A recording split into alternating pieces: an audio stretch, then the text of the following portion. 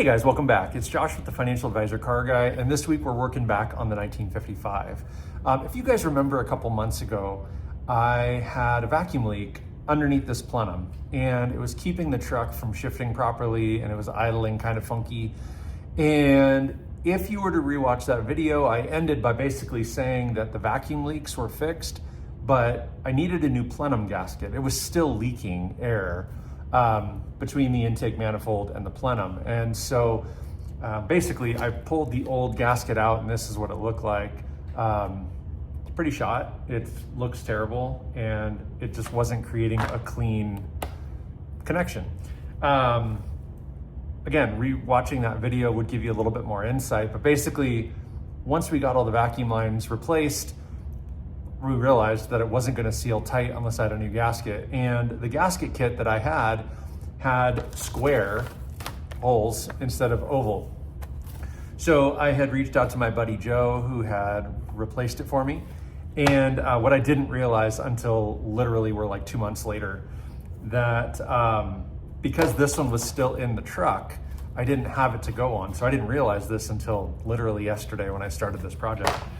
This is the gasket set that I thought was correct, and it's actually not. After all, this is the one that I need. And while they are similar, they are different. So all this is just a different, this actually, and it does say down here, Ford 5.8. I needed the 5.0, which I did not catch when I got that gasket a couple months ago. So not a big deal, not a big deal. But what I did end up doing was going online to O'Reilly Auto Parts, which is where these came from, to see if I did, or if they did have one of these in stock. They did not. So I was able to just purchase it online, and it was in this morning. So the truck spent the night here in the garage. The plenum was off the truck at the time. And I actually didn't want to start filming this video until I got into the project enough to know whether or not something would fix or be fixed. The long and short of it is, this is going to be pretty quick because, as you can see, it is indeed repaired and it's back together. It's working great. No vacuum leaks. It starts and idles perfectly. It purrs like a kitten. Now, when I did get the plenum off last night, I flipped it over to inspect the lines that we replaced just a couple months ago. And part of that was because the truck really hasn't been driven since. I replaced those lines the week before Veterans Day, which was, I want to say mid-October. I think mid-October. I don't have a calendar in front of me. I want to say mid-October. And I don't think I've driven the truck a single time since that parade. I put it in a Veterans Day parade and then parked it outside. And yeah, I mean, we get cold nights and I don't have windshield wipers or a defroster or even a heater in this truck. So I just don't drive it in the wintertime. It's just kind of miserable. So the truck literally sits in the driveway and doesn't get started. Well, I went out last weekend to start the truck, and as you can imagine, the battery was dead. So I pulled the battery, put it on the charger, charged overnight. It was perfect. Otherwise, the battery's not bad. Put it back in, truck started right up, but it was idling super rough. And then once it warmed up, it was idling super loud. So I pop the hood, I look under here, and I can just hear, I can just hear air blowing. So that kind of reminded me, honestly, that shoot, I need to replace this gasket. So pull the truck in the garage, take it all apart, pull the old gasket out only to find that this is not the right one, go online. Anyway, as you can see, here we are. But while I had the hood up and things apart, I also pulled this air conditioner compressor, whatever it is. Pulled it out of the truck. I don't have air conditioning in this truck. This is an OEM Ford part, and it used to sit right down here in this bottom corner. And it's not light. I mean, the thing weighs, it's got to weigh 20 pounds, 18 pounds, something like that. So removing it and removing all the bracketry that goes with it, not that this thing needs to be lightweight or anything, but that probably removed. I pulled off another pulley that was unused, as well as a couple mounting brackets that are down on the floor beside me. But it opened up the engine bay a little bit and, like I said, lightened the truck by like 20 pounds. So I'm gonna count that as a win. I'm gonna go ahead and this thing spins freely and I have the wiring harness for it as well as the brackets. So I'm gonna go ahead and probably toss that on eBay and see where it goes, but I don't have any reason to keep it. I'm not gonna put air in this truck, so it literally can just come off. And that's that. So I did that while I was waiting. And so that has been fixed. Now, the other thing was when I pulled the plenum off and flipped it over to inspect, I did find an open, cracked cap. And so as you can see, this thing is cracked. I'm not sure how we missed this a couple months ago because this does not look like it was a fresh break. But I did go ahead and replace that. And then I also repaired a couple other lines that hadn't been replaced with actually just some scrapped hose. This is basically 3/8 fuel line. Works perfectly. I mean, these are just vacuum lines under the plenum. So this is working out fine. This is a thicker gauge hose. So in theory, it shouldn't dry rot like this. It shouldn't just crack quite as easily. It's designed for fluids and it's reinforced.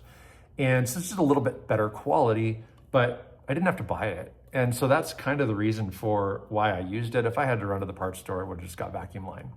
But I had this and it fits perfectly. It's 3/8, which is exactly what I needed. So all in all, truck is now officially fixed. It's running clean, smooth, idles beautifully. And that's all I got for you guys. So I just wanted to give you a quick update. I know the 55 gets a lot of love. Those videos tend to get a lot of views and people ask a lot of questions. So I just wanted to kind of wrap that piece of it up and give you the update that I did indeed get that new plenum gasket on. Other than that, I think I said this in the last video as well, really the only thing left, and you can kind of see them sitting right here, chrome wiper handles.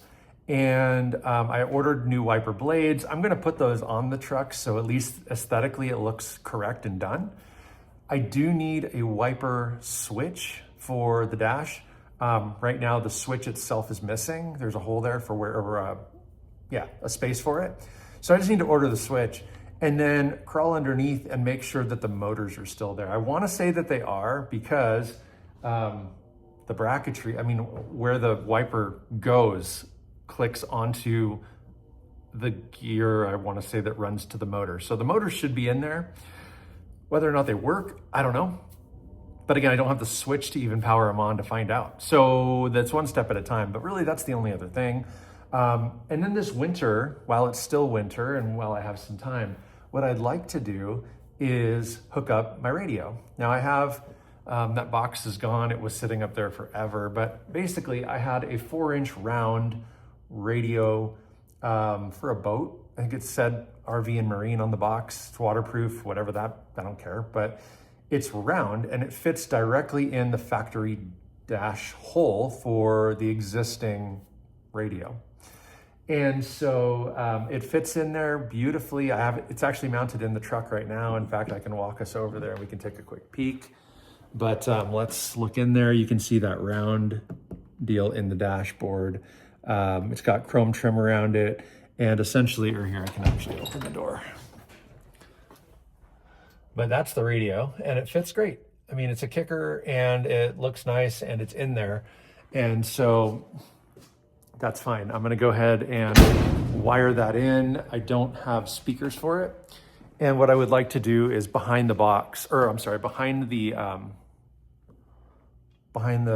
bench seat, basically I'd like to build a speaker box for a couple of maybe like 6x9 speakers or something. It doesn't have to be anything crazy, but build a box for behind the seat for speakers and then run power to that.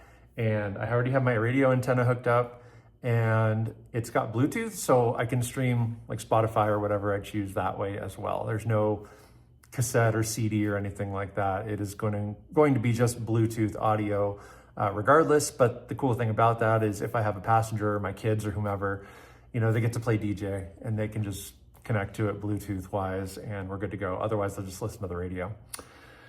So that's it. Then the truck is, you know, essentially done. It runs and drives so nice. And so I don't have to do anything more there. I might get nitpicky and kind of work my way through the truck again, seeing if there's anything more I want to update. I never did figure out what I'm gonna do with the wheels and tires, and so for now, these are just gonna live on here. I haven't found anything that I'm absolutely in love with. So for now, these will stay. Just to kind of give you guys a reminder, yeah, that's what they look like. So pretty cool. I'm not mad at them or anything like that. I'm not super in love with them either. And so relatively being indifferent, if I find something that speaks to me, I might swap those out. But thank you guys for watching. Don't forget to like and subscribe, hit that notification bell. And most importantly, remember, may every investment you make be a good one. Till next time.